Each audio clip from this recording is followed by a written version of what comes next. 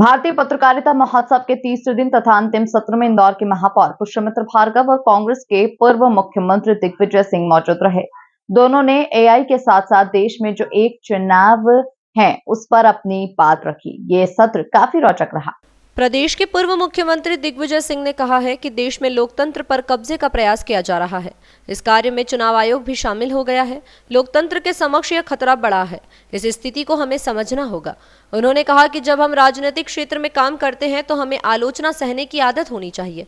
भारत में हम आज के हालत पर नजर डालें तो स्मरण होता है कि 1947 में देश की आज़ादी के समय पर देश में लोकतंत्र या एकतंत्र को लाने का विकल्प मौजूद था। उस समय पर लोकतंत्र लाना पसंद किया गया।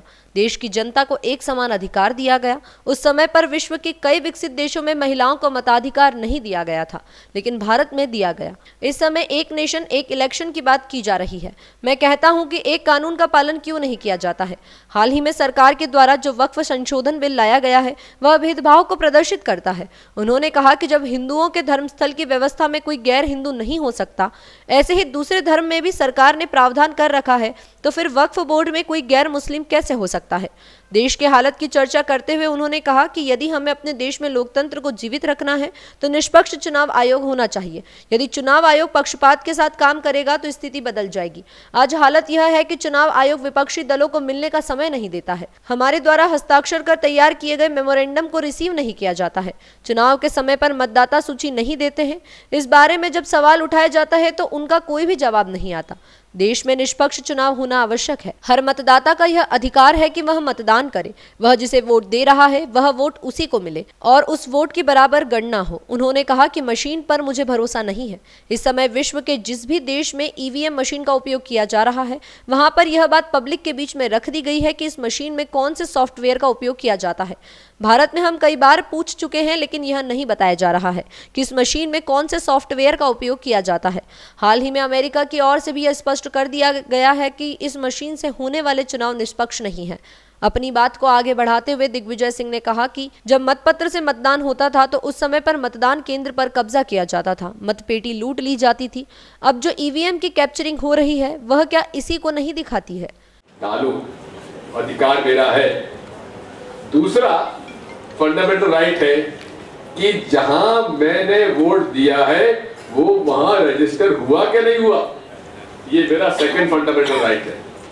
और तीसरा मेरा फंडामेंटल राइट है कि मेरे वोट की 100% गिनती हो रही है कि नहीं हो रही। ये तीन मेरे फंडामेंटल राइट है। अब आप बताइए, जब मैं वोट देने जाता हूं तो मेरी मंशा फला उम्मीदवार और फला पार्टी की, और उस समय और उसमें जितनी भी सुप्रीम कोर्ट के दलीलें आई, सुप्रीम कोर्ट में फैसले हुए और इलेक्शन कमीशन ने फैसला हुआ कि भाई एक विधानसभा में 5 पोलिंग बूथ पर आप वीवीपैट स्लिप की गिनती करिए। पहली बात तो यह है कि जब 2003 में बिफोर वीवीपैट जो ईवीएम मशीन थी उसे मालूम नहीं था कि कौन सा कैंडिडेट कौन सी पार्टी का है। आपके कंट्रोल यूनिट में चले जाता था, काउंटिंग यूनिट चले जाता था। फिर उसके बाद सुब्रमण्यम स्वामी जी ने, लालकृष्ण आडवाणी जी ने, नरसिम्हन जी ने इलेक्शन कमीशन पर दबाव डाला कि ईवीएम से चुनाव नहीं होना चाहिए। सुप्रीम कोर्ट के पास फैसला गया और फिर ये बात सामने आई कि भाई, और सुप्रीम कोर्ट के जजमेंट है 2013 का कि उसको अधिकार है कि वहां उसका वोट सही यूनिट बीच में आ गया। अब उस वीवीपैट यूनिट में ये पता पड़ जाता है कि कौन से सिंबल में वोट जाना है। ये पूरे तरीके से अब ये मशीन और सॉफ्टवेयर को मालूम पड़ जाता है कि कौन सा वोट किस सिंबल में अलॉटमेंट में जाना है।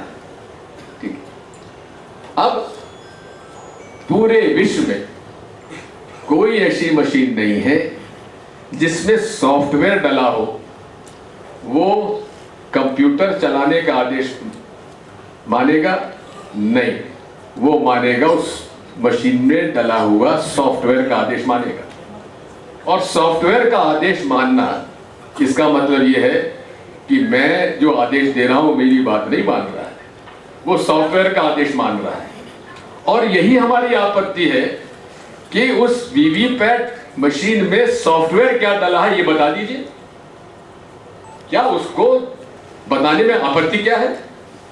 आज कितने भी डेवलप कंट्रीज हैं जहां डेमोक्रेसी है, वहां डेमोक्रेसी में जहां जहां मशीन यूज की जाती है ईवीएम, वहां सॉफ्टवेयर पब्लिक डोमेन में लाते हैं और उसके आधार पर बात। और केवल 4 या 5 देश बचे हैं, बाकी जगह ईवीएम मशीन अब उसका उपयोग नहीं होता है।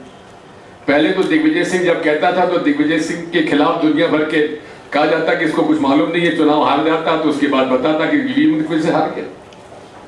लेकिन अब तो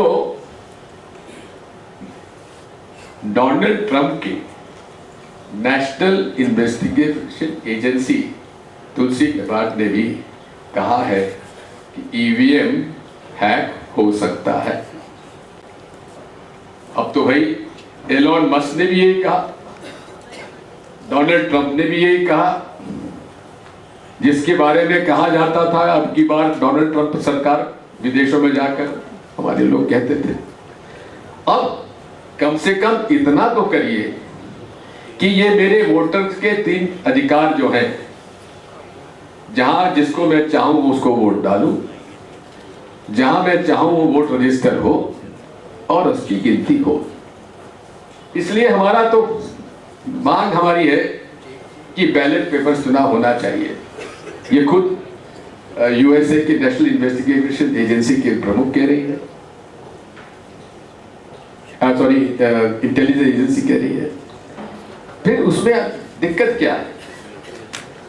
दूसरी बात यह है कि उसको कैसे किया जा सकता है। हम तो कहते हैं बैलेट पेपर्स कर। अगर आपको बैलेट पेपर से नहीं करना है, ईवीएम से करना है, तो हमें आप इतना कर दीजिए कि हमने जहां वोट डाला हमको 7 सेकंड के दर्शन मत कराइए। उस वीवीपैट स्लिप को डब्बे में डालने के बजाय हमारे हाथ में दे दीजिए। हम उसको देख लेंगे कि हाँ भाई जहां हमने वोट चाहा वहां पड़ा कि नहीं पड़ा, उसको हमने फोल्ड किया और डब्बे में डाल दिया। सील डब्बा हो और उसकी गिनती हो जाए वीवीपैट स्लिप की। मैंने टाइमिंग भी लिया है। जो 5 पोलिंग बूथ की गिनती होती है वो 25 से 30 मिनट में गिनती हो जाती है। फिर ये कहा जाता कि नहीं साहब बैलेट पेपर से आएगा, उसका बूथ कैप्चरिंग होगी, ये होगा। अरे बूथ कैप्चरिंग तो दिख जाती थी, ये ईवीएम की कैप्चरिंग तो दिखती नहीं है।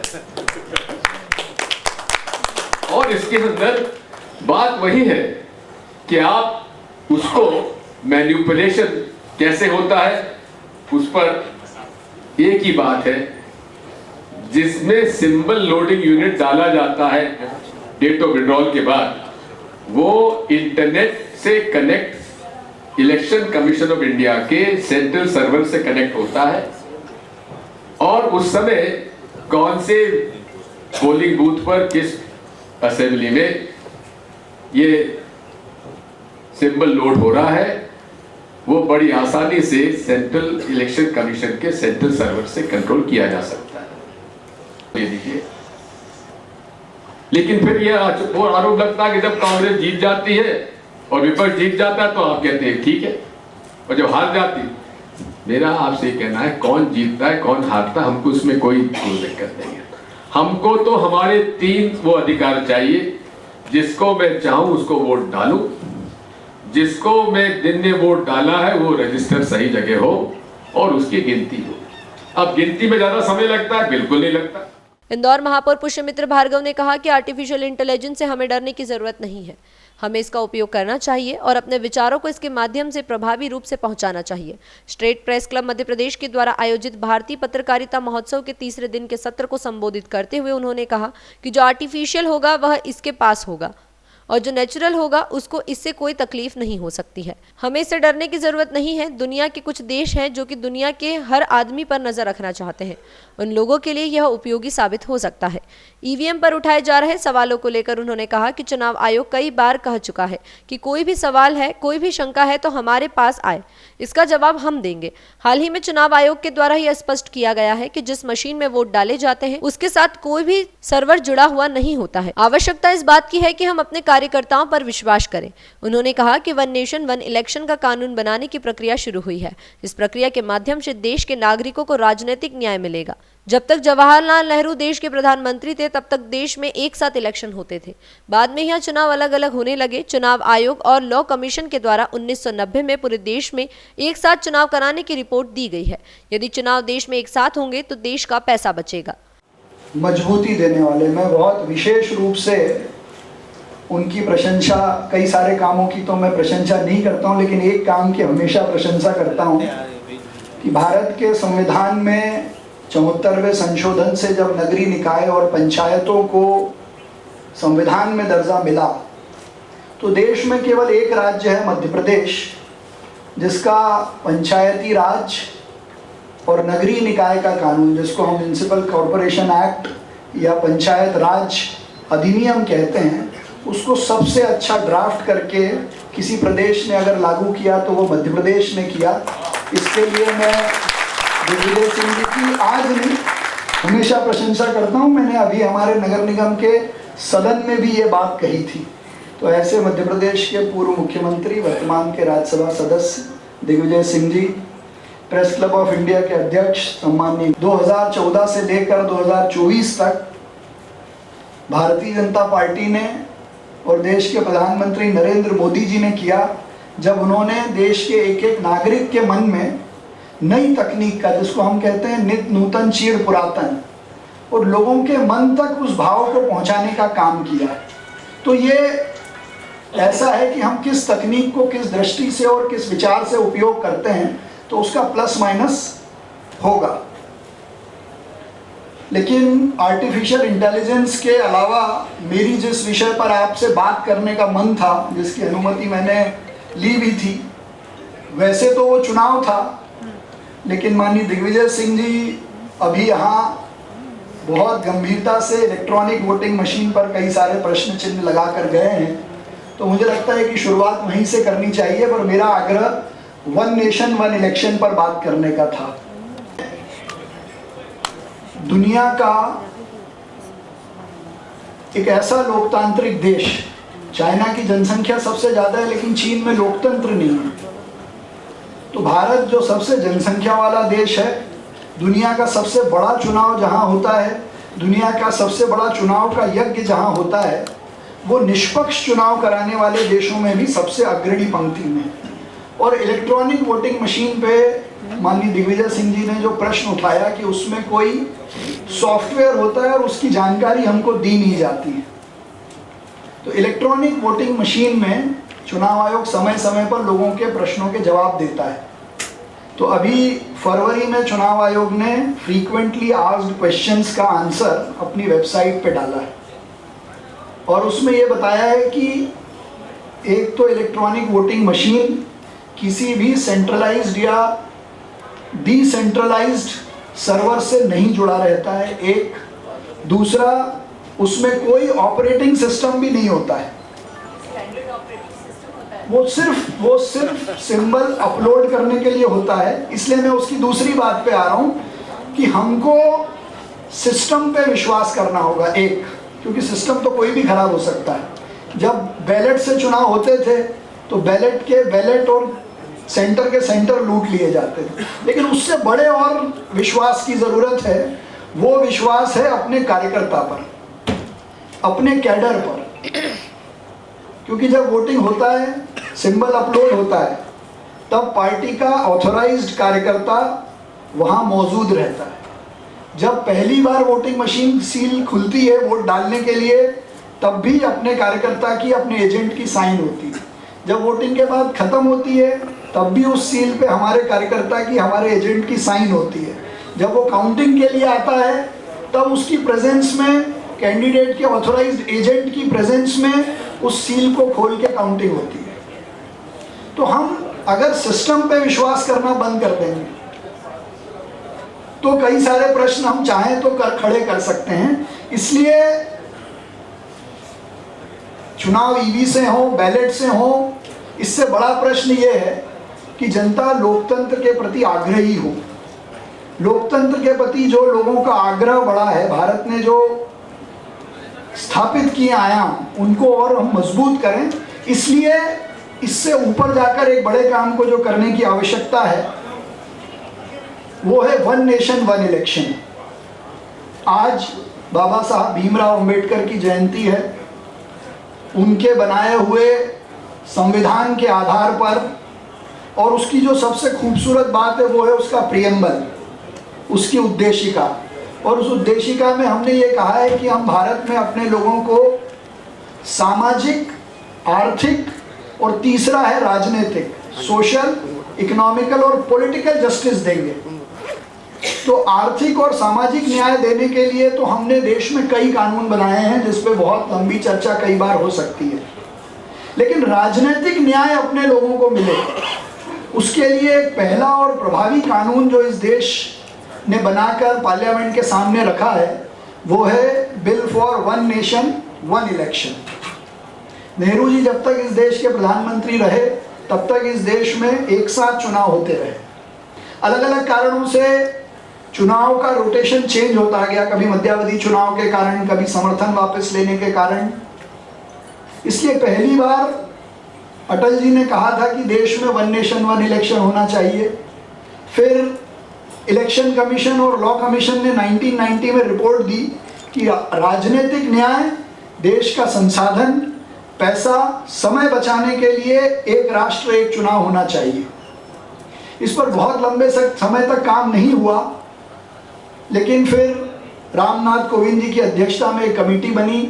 उसने देश भर के जितने लीगल ल्यूमिनरीज थे, विपक्ष के नेता थे, लॉयर्स थे, जजेस थे, सबका ओपिनियन लेकर एक रिपोर्ट सबमिट की। उस रिपोर्ट के बेसिस पे नया कानून बना और वो कानून पार्लियामेंट में रखने के बाद उसको अभी ज्वाइंट पार्लियामेंट्री कमेटी के पास भेजा है। भारतीय पत्रकारिता महोत्सव का तीसरा दिन और अंतिम सत्र में मुख्य वक्ता थे दिग्विजय सिंह और इंदौर के मेयर पुष्यमित्र भार्गव। दोनों ने एआई इंटेलिजेंस के साथ साथ देश में जो एक चुनाव की बात है उस पर भी अपने विचार विमर्श रखे और काफ़ी विचारोत्तेजक सत्र रहा। और इसी के साथ एक सत्र और जारी है जिसमें देश में रचनात्मकता, एआई का असर किस तरह से लेखन पे, फिल्मों पे, सीरियल्स पे, इन सब पे पड़ेगा, उस पर बातचीत करने के लिए देश के वरिष्ठ पत्रकार लोग हमारे साथ हैं। शाम के सत्र में उत्तम स्वामी जी महाराज और भारतीय क्रिकेट टीम के पूर्व कैप्टन मोहम्मद अजहरुद्दीन राष्ट्रीय अवार्डों का वितरण करेंगे और समारोह का समापन होगा। इंदौर से द नेशन टाइम की रिपोर्ट।